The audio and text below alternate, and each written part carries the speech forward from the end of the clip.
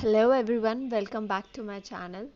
This video was made after a lot of my friends who got to know about this channel requested me to make a video on MP local laws. So in today's video we will be discussing some of the most important sections from the Madhya Pradesh Accommodation Control Act 1961. There will be two parts of the video. If we get a good response on this one, then I will surely make more videos to cover other sections from this act.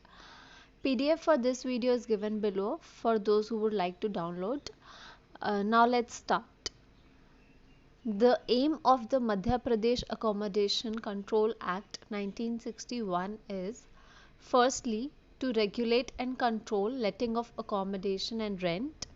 Secondly, for expeditious or speedy trial of eviction cases filed on the ground of bona fide need. Thirdly, to control and regulate eviction of tenants. And lastly, other incidental or related matters. According to subsection 2 of section 1, the act is applicable to the whole state of Madhya Pradesh. However, as per subsection 3 of section 1, initially the act comes into force only in areas specified in the first schedule, and thereafter the act is enforced in other areas on the dates as mentioned in the state notifications. The term accommodation in the title of the act is defined in section 2A. As per the definition, accommodation is a building or part of a building which can be residential or non-residential, and it will include non-agricultural land, accompanying garden, ground, garage, outhouses, fittings and furniture supplied by the landlord. Therefore, accommodation includes the building given on rent to you and whatever comes attached to it, including furniture for your enjoyment as a tenant. The term tenant defined in section 2I means a person who pays rent or on whose behalf rent is paid, and includes a subtenant. It also includes a tenant or a subtenant who continues to be in possession after termination of his tenancy, but a person against whom eviction orders are passed is no more a tenant. Now keep in mind that the Act does not apply to all accommodations. Section 3 defines the accommodations which are exempted and to which this Act do not apply, which are: first, government properties or government accommodation; second, property of a local authority which is used only or exclusively for non-residential purposes. Also, if the government so notifies, it can exempt such educational, religious or charitable institutions or nursing or maternity home which uses all the income which it derives on itself. Now we shall jump to one of the most important sections of this Act, Section 12 under Chapter 3. But before that, let us first take a look at Section 11A, which says that the provisions of Chapter 3 relating to eviction of tenants do not apply to all the landlords. Landlords defined under Section 23J are specially governed by Chapter 3A. It means that while reading Section 12, we must keep in mind that it does not apply to the landlords defined under Section 23J. I will explain to you what difference it makes later on when we are discussing Chapter 3A. Section 12 is titled as Restriction on Eviction of Tenants. It starts with a non-obstante clause, meaning that it starts with the words notwithstanding anything to the contrary contained in any other law or contract. So this section will prevail over all other laws which are contrary to the provisions of this section, and even by a contract, parties cannot waive any of its provisions. It provides the grounds on which landlord can file an eviction suit against tenant in civil court. Civil court is important here. I'll tell you later. Let us now look at the grounds. A. The tenant has not paid rent within 2 months from the date on which a notice demanding rent was served on him by the landlord. Now, this is subject to subsection 2 of section 12, according to which if the tenant makes payment of rent as required under section 13, which we will look after this section, no order for his eviction can be passed. But if the tenant defaults again for 3 consecutive months, then he cannot take benefit of this subsection again. B. Tenant has unlawfully sublet or parted with the possession of the accommodation or any of its part. C. Tenant or anyone residing with him created nuisance or did something inconsistent with the purpose for which the accommodation was let, or did something which is likely to affect adversely and substantially landlord's interest. As per the proviso, tenant can use a portion of the accommodation as his office even if the accommodation was let for some other purpose. D. The accommodation is not used for 6 months continuously without reasonable cause. These 6 months should be immediately prior to the filing of suit. E.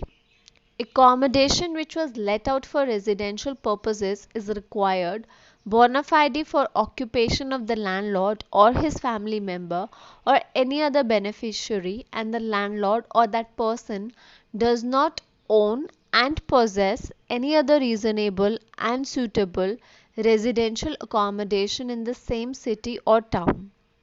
So, if he owns a reasonable accommodation in the town but is not in its possession, then also he can file a suit under this section. Now, this is subject to subsection 4 and 5. According to subsection 4, where a landlord has acquired any accommodation, no suit shall be liable under this clause unless 1 year has passed from the date of acquisition. As per subsection 5, a tenant cannot be evicted and landlord cannot take possession of the accommodation before 2 months from the order of eviction under clause E. F. Accommodation which was let out for non-residential purposes is required bona fide by the landlord for his business or for business of his major son or unmarried daughter or any beneficiary, and he or she does not own and possess any other reasonable non-residential accommodation in that town or city. This clause is also subject to subsection 4, just as subsection 4 governs subclause E. Where a landlord has acquired any accommodation, no suit shall be liable under this clause unless 1 year has elapsed from the date of acquisition. It is further subject to subsection 6, wherein, just as in subsection 5, a tenant cannot be evicted and landlord cannot take possession of the accommodation before 2 months from the order of eviction. Subsection 6 also contains further provisions regarding certain specific cities and those specified in notification by state government, in which landlord cannot take possession unless he has paid compensation to the tenant. The amount of compensation will be double the annual standard rent where the accommodation was used for business purposes by the tenant for last 10 years. This tenant will include a succeeding tenant who has inherited or has been transferred business of the preceding tenant who was carrying on business any time during the past 10 years. In all other cases, compensation amount will be equal to annual standard rent. G. Accommodation has become unsafe or unfit for human habitation and is required bona fide for carrying out repairs. H. Accommodation is required bona fide for building, rebuilding, or for substantial additions or alterations. Now, this is subject to subsection 7, according to which the landlord has to satisfy the court that the proposed reconstruction will not radically alter the purpose of accommodation, or if it radically alters, then it is in public interest. Also, that the plans, estimates and funds are available with the landlord. I. Tenant has built or acquired possession of another suitable accommodation. J. The accommodation was let out to the tenant as he was in the service or employment of the landlord, and now he is no more in service or employment of the landlord. K. Tenant has caused or permitted to be caused substantial damage to the accommodation. This is subject to subsection 9, as per which if a tenant carries out repairs to the damage or compensates the landlord, then no such eviction order shall be made. L.